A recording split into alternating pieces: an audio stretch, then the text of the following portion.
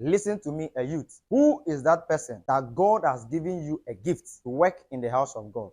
And then you think because of somebody have said something to you that has taken you away. Let's hear what the Bible says in the book of 1 Timothy chapter 4, verse 14. Do not neglect your gift, which was given to you through prophecy, when the body of elders lay their hands on you. Beloved, a youth, a church member, God has given you a gift to use to establish his kingdom. God has called you for a purpose. God has called you for a reason. Therefore, no matter how things are going on in the house of God, no matter how people are bringing your faith down, stand firm. I've come to encourage you that stand firm and use the giftings which God has given to you to establish the kingdom. Don't see what other people say about you, but stand firm, be yourself, and do whatever God has asked you to do. I believe this encouragement I've given to you will encourage you to do more for God. Stay and be blessed.